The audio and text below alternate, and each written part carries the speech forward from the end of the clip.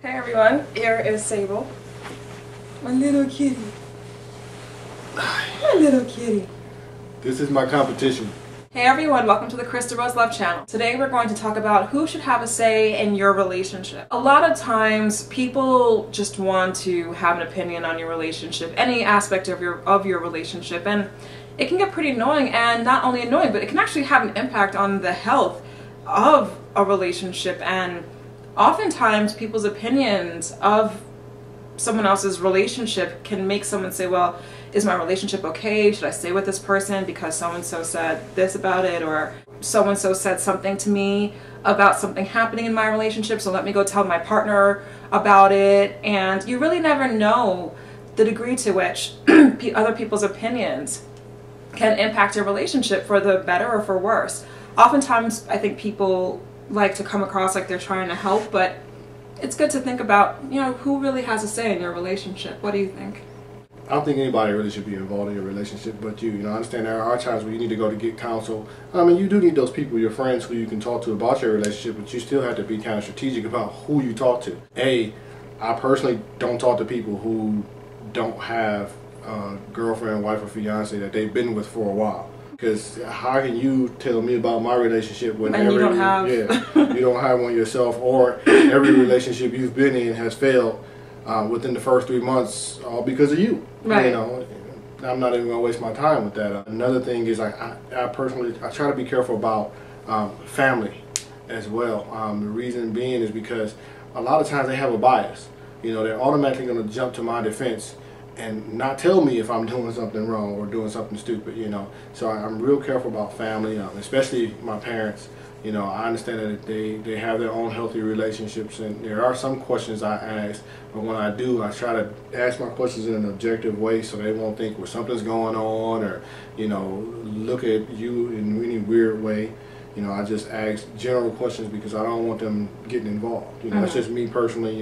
I'm a stern believer in that, I left my father and my mother to be with you, not to be with them, and not to have them involved in my relationship. They have their own, so let's keep their relationships where they are, and don't try to live your life vicariously through me. Right. When it comes to friends, it's fine to share your relationship with your friends, but I do think you have to think about what you're saying to certain friends. If you're talking to a friend that in their own relationship past, they have a lot of issues with men, for example. If you're talking to your girlfriend and they happen to have a lot of issues with men and stuff, it's fine to share your relationship with them, but when they start giving you advice, you really want to listen to the advice and figure out if this is advice that you should incorporate. You shouldn't automatically say, okay, well, she's telling me to do X, Y, Z, so let me go do X, Y, Z. You want to take it with a grain of salt if it's not really constructive advice. Just because it's coming from your friend doesn't mean that it's constructive, it's going to help you. A lot of the time, you might hear something and then it fuels you to do something that may not really benefit the relationship, and then you take that advice, you implement it, and then your partner is saying, well, where's this coming from and why are you acting this way? And in reality, the person that's acting isn't you, it's your friend. And it's your friend now in the relationship and you don't even realize it. It's almost as if you've taken on another identity, and that can really push someone away. You got to consider the source. A lot of times the hurts and pains and the things that people went through in their past, it impacts what advice they give you.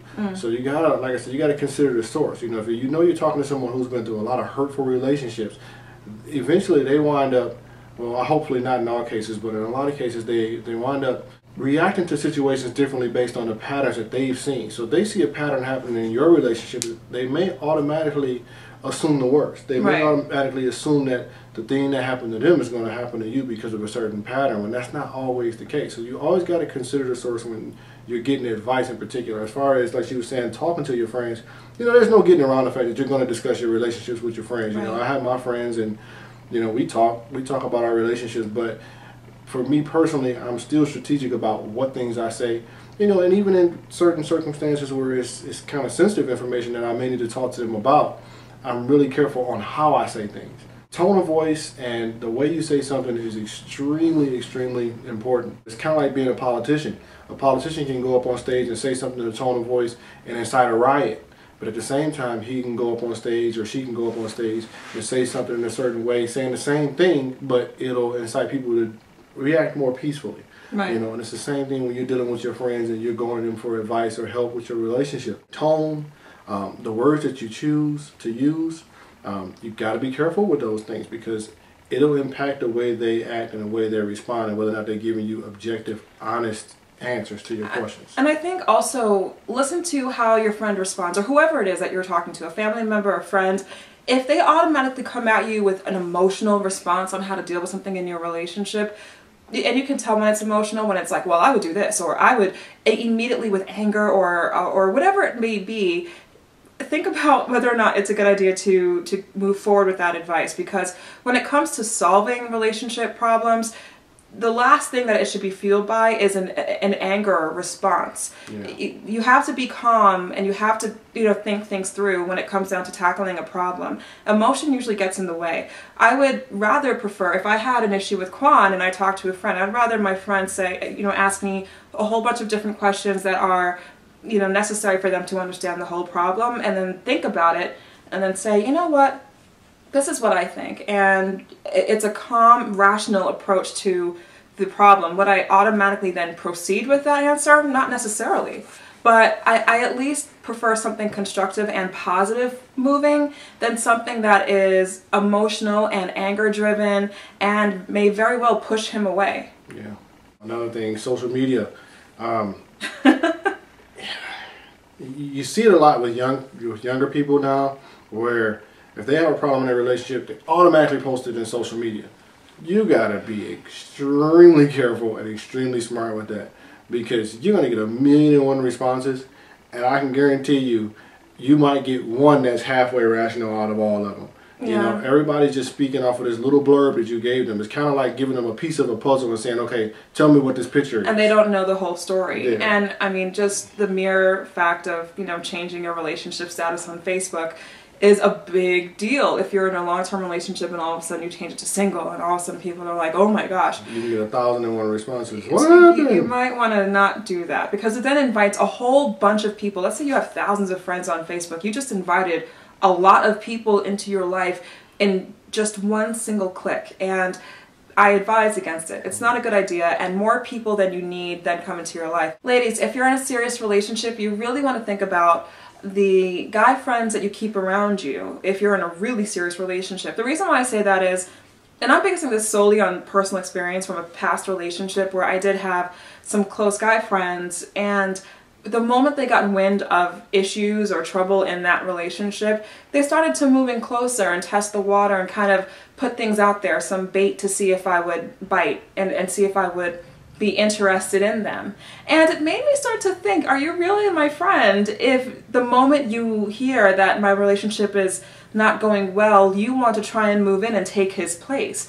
So I personally think that if a guy is truly your close guy friend, if he's truly your friend, he's not going to respond that way. I'll give an example of a situation from a past relationship where my ex-boyfriend and I, we broke up, and a guy that was friends with him and myself, he's actually one of his friends, but I became his friend too. We were friends because he was a cool guy. And the moment that my ex-boyfriend and I broke up, he then came and hit on me. And I thought to myself, okay, wait a second, I'm sure that my ex-boyfriend didn't know that you did this, because he would flip out if he did know.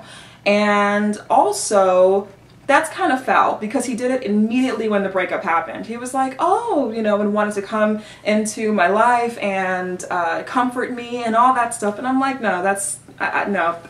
Even though there was a lot of emotion going on, I knew that was a bad idea, and I knew that he wasn't a friend after all. If you're really my friend, you're not going to try and do that. You're going to maintain a healthy distance and continue to support me and my emotions, and not try to take advantage of the situation for your own benefit. So all in all, pretty much what we're saying is just be careful how you address your friends and how you explain things that are going on in your relationship. Also be extremely, extremely cautious and strategic about who you go to for advice. Go to people who have successful relationships. It's okay to seek counseling. Thanks for watching this video. More videos are on the way, so stay tuned.